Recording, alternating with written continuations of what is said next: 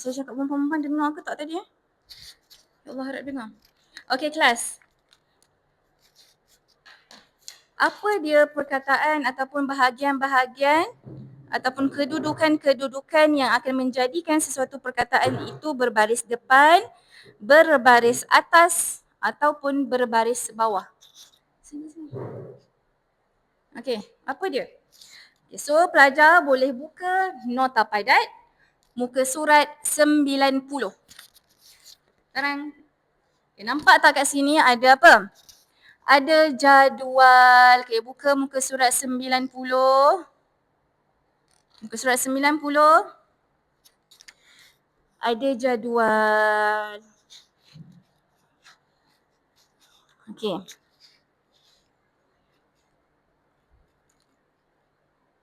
Okay, kalau tengok kat situ, ini adalah jadual i'rab untuk isim. Jadual kita nak tahu, kita perlu bariskan perkataan tu dengan baris apa? Baris depan ke? Baris atas ke? Baris bawah ke? Dengan alif ke? Dengan ya ke? Dengan waw ke? Dengan baris bawah ke? Okey. Macam mana cara nak tengok jadual ni? Macam mana cara nak faham jadual ni? Okey, yang pertama.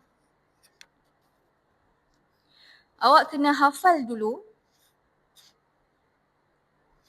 bahagian-bahagian apa yang kategorinya marfu', bahagian-bahagian mana yang kategorinya mansub dan bahagian-bahagian mana yang kategorinya adalah majrur. Okay, so sekarang ni untuk permulaan, bear in mind. Masukkan dalam otak, bila saya sebut marfu', automatik awak bayang dia akan sentiasa baris depan. Dhammah, baris depan. Marfu' dhammah. Marfu' dhammah. Marfu' dhammah. Okey? Okay, seterusnya mansub. Mansub selama-lamanya akan sentiasa berbaris atas. Mansub atas, mansub atas. Okey? Dan majrur. Majrur, bila saya sebut majrur, automatik bayang baris bawah. Automatik bayang baris bawah. Okey. So, sekarang kalau awak tengok kat sini. Untuk marfu'at, kita ada berapa kat situ? 2, 4, 6, 7. Ada 7. Iaitu yang pertama mubtada'. Mubtada' kategorinya adalah marfu'. Lepas itu khabar. Selepas itu fa'il. Selepas itu naibun fa'il.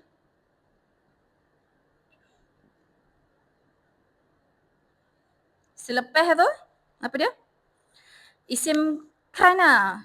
Isim kana dan khabar inna. Form 4 minggu lepas saya dah masuk dah isim kana dengan khabar inna. Dan akhir sekali adalah tawabi'. Tawabi'. Okay. Ammal mansubat. Adapun mansub. Yang ketika dia dalam bilangan mufrad, bilangan 1, dia akan berbaris atas. Apa dia? Ada berapa tu? 2, 4, 6, 8. Ni tadi ada 7. 1, 2, 3, 4, 5, 6, 7. Relax dulu, nanti saya terang satu-satu. Apa tu mubtada', apa tu khabar, ila akhirlah. Okey, mansub. Kita ada maf'ulun bih. Jika perkataan itu kedudukannya dalam ayat berada dalam kedudukan maf'ulun bih, maka dia akan jadi mansub bil fathah. Kedua, sekiranya dalam keadaan hal, betul tak? Hal. Dalam ayat itu dia menjadi hal. Keadaan. Tamyiz.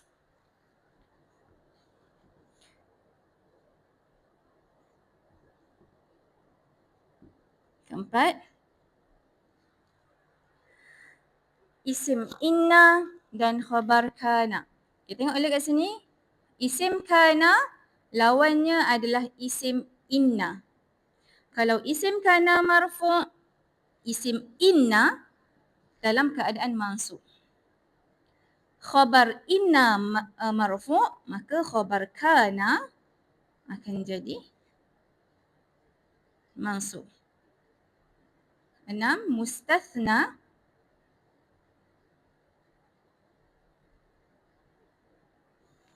Mustasna lagi apa lagi? Munada. Munada ni yang ada perkataan ya, tulab, panggilan. Mustasna, pengecualian, perkataan yang selepasnya, yang sebelumnya ada illa. Okay, dan akhir sekali tawabi'. Tengok, tawabi' ada dekat sini, ada dekat bahagian marfu', ada dekat bahagian mansub. Why? Nanti saya, bukan nanti, soon to be saya akan curahkan kepada kamu. Okay, dan seterusnya untuk majrur sikit je. Nak kena hafal 2 je. Isim ba'da harful jar, iaitu perkataan ataupun kata nama yang terletak selepas huruful jar. Kedua, mudhafun ilaih, dan ketiga tawabi'. Tawabi' pun ada dekat majrur. Mesti tanyakan apa dia tawabi' ni? Okay, isim kata nama ba'da selepas huruful jar. Atau kita akan sebut dia kalau dalam i'rab sebagai isim majrur.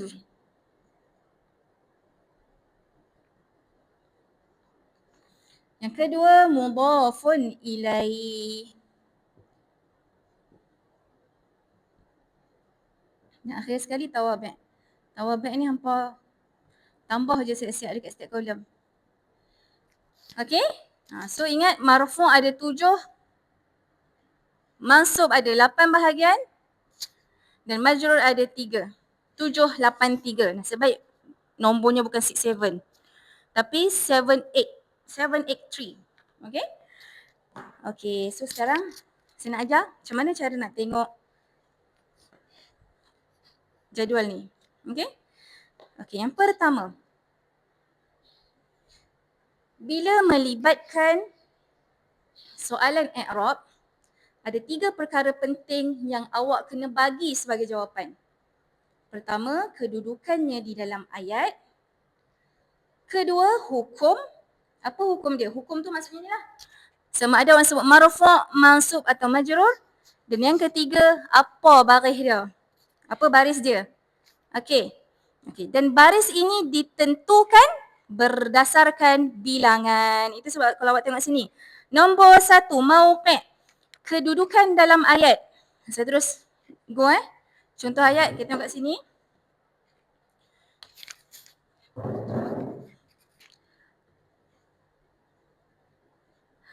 Muhammad mujtahid.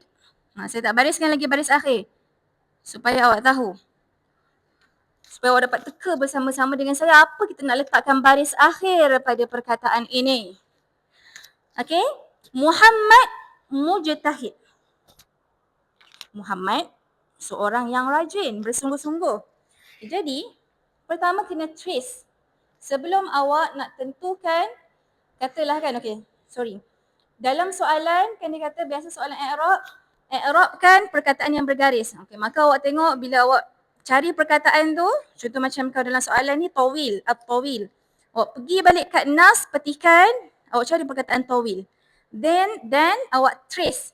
Tawil ni berada dalam kedudukan apa? Tawil berada dalam kedudukan apa? So contoh macam ni, katalah soalan minta awak i'rabkan Muhammad. Perkara pertama awak kena buat adalah trace kedudukan. Kedudukan dalam bahasa Arab apa? Mauqi'. Inilah yang nombor 1, mauqi', kedudukan. Apakah, tanya kat diri awak, apakah kedudukan Muhammad dalam ayat ni? Okey, apa kedudukan dia? Okey, nak tahu kedudukan dia, yang pertama sekali awak kena ada kemampuan untuk tahu, untuk bezakan ayat ni dia berada dalam ismiyah ke fi'liyah. Apa dia? Tunggu. Kan, apa dia ismiyah fi'liyah ni? Mana aku nak tulis dah.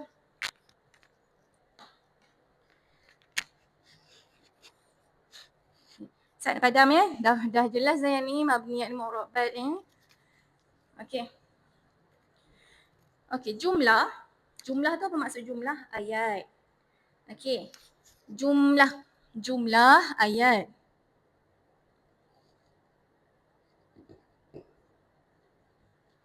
Jumlah dia terbahagi kepada dua.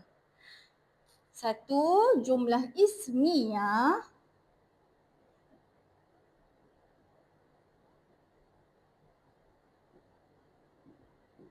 Dan kedua, jumlah fi'liyah.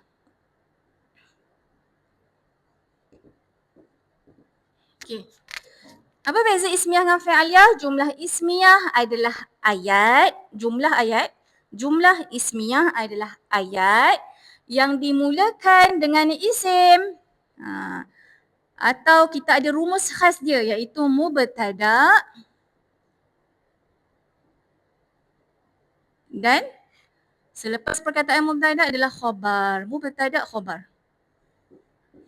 Kalau jumlah fi'liyah adalah ayat, jumlah yang bermula dengan fa'il. Jadi rumusnya, ingat matematik je ada rumus. Bahasa Arab pun ada rumus juga. Maka rumusnya fa'il, kata kerja, ayat tu mesti bermula dengan kata kerja. Contoh yang tadilah saya bagi ni, tak ada upload dah.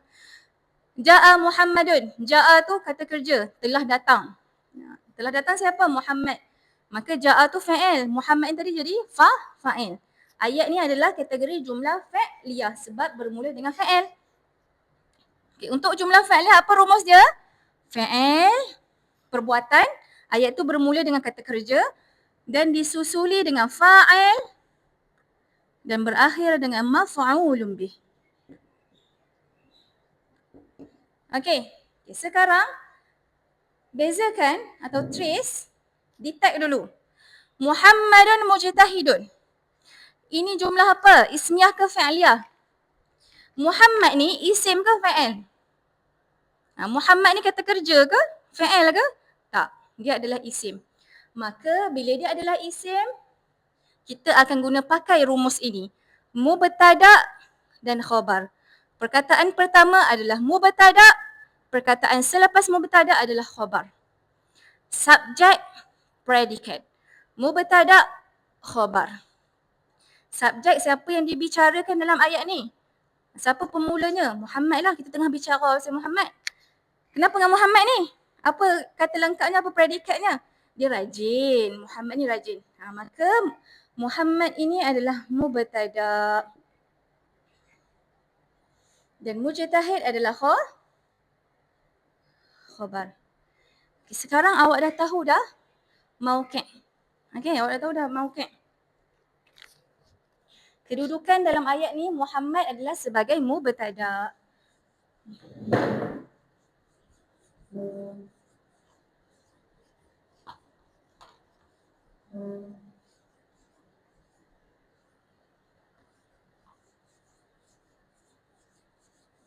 Okey. So bila soalan minta a'raba kalimatu Muhammad, i'rabkan kalimat Muhammad atau erti kata lainnya, tentukan baris akhir bagi perkataan Muhammad ni. So kita nak letak kat dal ni. Jadi awak i'rabkan macam ni. First kali. Bila soalan i'rab, saya minta maaf, saya tak habis ayat tadi. Bila soalan i'rab ada 3 perkara penting awak kena bagi, iaitu yang pertama mauqi'. Mauqi' adalah kedudukan. Nombor 1, sebutkan kedudukan dia. Yang kedua, sebutkan hukum dia. Awak tengok dalam jadual tu. Nombor 2, sebutkan hukum. Mubtada dihukumkan sebagai apa? Marfu' ke mansub ke majrur? Okey, dan yang ketiga, alamat. Alamat ni iaitu baris lah. Kita nak bariskan dengan baris apa? Alamat. Apa tanda? Alamat, tanda yang kita nak letak dekat dal ni apa dia? Okey, tanda apa? Baris atas ke bawah ke depan ke? Okey. So tadi mauqi' dia tadi untuk Muhammad adalah fa'il. Sebutlah, letaklah kat situ fa'il. Ikut turutan daripada atas tu kita ambil dia sebagai, minta maaf bukan fa'il, mubtada. Mubtada Muhammad. Mubtada So tengok mubtada' ni, hukum dia adalah marfu', dia tak akan jadi mansub, tak akan jadi majrur. Abadan abada, selama-lamanya akan jadi marfu'. Maka mubtada' marfu'. B apa? Kan saya kata alamat ni, untuk sebahagian alamat ni, pause Ustaz, berhenti jap. Stop jap. Tengok bilangan dia. Muhammad ni bilangan dia 1 ke? 2 ke? 3 ke? 4 ke? 5 ke? 10 ke? Perempuan ke lelaki? Itu sebab kita belajar awal dulu tentang mufrad muzakkar, seorang lelaki, dua orang lelaki, ramai lelaki. Itu sebabnya. Inilah fungsinya. Okay. So, tengok ayat ni, Muhammad adalah seorang. Maka kalau tengok seorang, kita nak tandakan dengan baris apa? Tengok kat bahagian mufrad. Bid dhammah. Mubtada' marfu' bid dhammah. Maka baris akhir ni tadi kita nak baris dengan baris apa? Dhammah. Jelas tak? Jelas tak? Okay, so kalau nanti dalam exam usahlah buat rajah gini ya. Padamlah. Ini saya nak bagi apa tu? Tips kat kamu ataupun cara nak jawab, nak bagi faham. Jadi bila jawab soalan i'rab untuk bahagian ha tu, Muhammad mubtada' marfu' bil dhammah. Tulis 3 tu je. Mubtada' mauqi' dia apa hukum dia, dan juga apa barisnya, apa alamat dia. Okey. Okey, dan seterusnya lah. Okay, saya rasa okey, stop. Sebelum saya berhenti. Last ni tadi kita bicarakan tentang isim tu tak? Isim yang mabni dan juga isim yang mu'rab. Bahagian kata nama yang mana yang kekal baris akhir dia, bahagian kata nama mana yang berubah baris akhir dia. Okey, kalau untuk fi'il, fi'il pun ada juga mabni, ada juga mu'rab. Fi'il kita terbahagi kepada berapa? 3 je. Fi'il terbahagi kepada 3 sahaja. Okey, fi'il.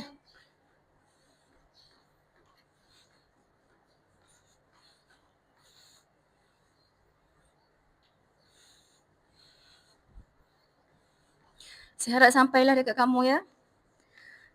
Moga Allah buka pintu hati anak-anak didik saya, pelajar-pelajar saya untuk faham ilmu i'rab. Salah satu ilmu yang saya start jatuh cinta pada dia sewaktu saya belajar di Jamiah Yarmouk. Yang mengajarnya adalah seorang doktor, Dr. Usamah Al-Ghanwiyin. Waktu tu, waktu SPM saya tak ambil port langsung pasal i'rab ni. Saya tak minat, saya tak faham pun apa itu i'rab. Tapi bila saya masuk, saya dah melangkah ke Alam University, doktor ni buatkan saya jatuh cinta dekat ilmu sorof, ilmu nahwu, ilmu i'rab. Okey, seterusnya. Tadi isim. Kita ke fi'il pula. Fi'il pun, kata kerja pun ada mabni dan juga mu'rabnya. Okay, antara 3 fi'il, fi'il madhi, fi'il yang dah berlalu, fi'il mudhari' dan juga fi'il amar. Fi'il mudhari' yang sedang berlalu, yang sedang berlaku, dan fi'il amar kata perintah. Kata kerja yang menunjukkan perintah. Mana satu yang mabni, mana satu yang mu'rab. Mana satu yang tetap baris akhirnya, mana satu yang berubah-ubah baris akhir dia. Okay. Untuk mabni, ada 2 fi'il yang terlibat, yang sentiasa barisnya tetap tidak berubah. Yang pertama, fi'il madhi.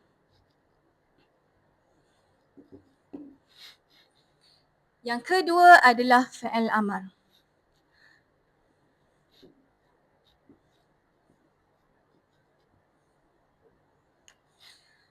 Okey, dan juga mu'rab yang bertukar-tukar. Yang ni, kalau awak ingat kelas Ustaz Sazali, Ustaz Sazali selalu kena mention dalam kelas saya. Fi'il mudhari'. Fi'il mudhari' akan sentiasa berubah-ubah baris akhir dia. Kalau depan dia ada huruf an, dia akan jadi mansub. Kalau depan dia tak ada huruf an, alif nun tu, maka dia jadi marfu'. Kalau depan dia ada perkataan lam, maka dia akan jadi majzum. Okey. Untuk fi'il mudhari' yang berubah-ubah baris akhir dia melibatkan 3 hukum. Beza dengan isim tadi. Isim tadi hukum yang terlibat adalah marfu', mansub dan majrur. Majrur. Okey, tapi kalau untuk fi'il mudhari' awak boleh selak muka surat sebelah 91. Hukum yang terlibat adalah marfu', mansub dan majzum. Kenapa bukan majrur? Sebab tadi kita panggil hukum dia majrur sebab dia terletak selepas huruful jar. Kata nama isim yang terletak selepas huruful jar maka hukumnya adalah majrur. Tetapi majzum ini kita istilahkan sebagai majzum sebab wujudnya huruf jazam. Apa dia huruf jazam? Awak tengok kat dalam kurungan tu. Sebelumnya ada huruf jazam. Lam, la nahi, lam amar dan juga lam ma. Ada je huruf ni di hadapan, maka jadilah dia dihukumkan sebagai majzum, iaitu kalau dia berada dalam keadaan mufrad, untuk yang huwa, hiya, tak salah saya, huwa. Saya pening dah. Huwa, dan lain-lain nanti kita akan go through. Dia akan jadi sukun. Okey, untuk jazam dia akan jadi sukun. Okey, seterusnya ini untuk fi'il mudhari'. Untuk fi'il madhi, saya tahu mesti akan ada soalan, Ustazah, baris akhir kalau tengok dekat fi'il madhi ni dia berubah-ubah je. Cuba Ustazah baca tasrif fi'il madhi. Jom saya buat dengan saya.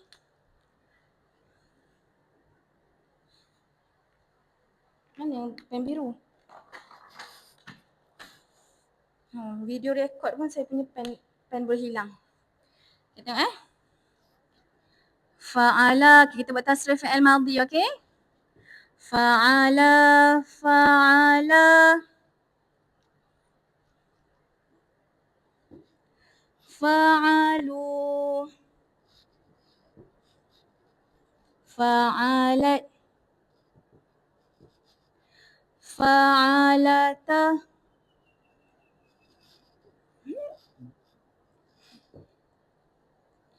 fa'alna. Ini untuk fi'il yang waib. Daripada huwa sampai hunna. Kita bicarakan perbuatan tentang orang yang tak ada depan kita.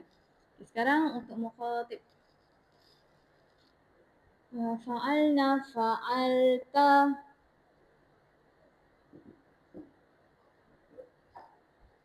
fa'alta, fa'altuma,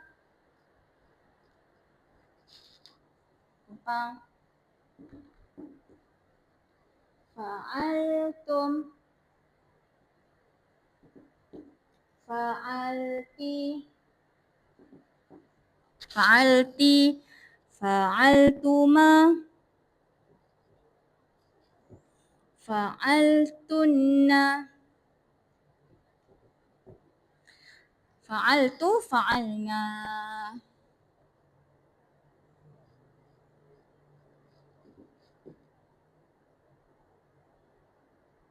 Cuba kalau Ustazah kata i'rab tu adalah tentang penentuan baris akhir. Kalau Ustazah tengok sini kan berbaris akhir kan bertukar-tukar. Fa'ala, fa'ala, fa'alu. Kan ada tambah ta, alif ni. Kenapa dia kategori mabni pula fi'il madhi ni? Okey, untuk fi'il madhi ni yang awak tengok kekal adalah pada lamun fi'il dia, pada lam. Fa'ala, untuk kedudukan dia sebagai huwa, sentiasa dia akan berbaris atas. Fa'ala, fa'alu. Fa'ala, untuk kedudukan dia sebelum alif tasniyah, dia sentiasa akan berada baris atas dan juga ada alif selepas dia. Untuk wawul jamaah, untuk yang jamak, untuk hum, sentiasa dia akan berbaris depan. Kita tengok kepada lam fi'il tu. Okey, nanti saya sambung terang pada next class insya-Allah. Untuk kita bedah sama-sama jadual yang tertera. Okey, saya akhiri kelas saya dengan tasbih kafarah dan suratul As. Terima kasih untuk perhatian kamu semua. Assalamualaikum warahmatullahi wabarakatuh.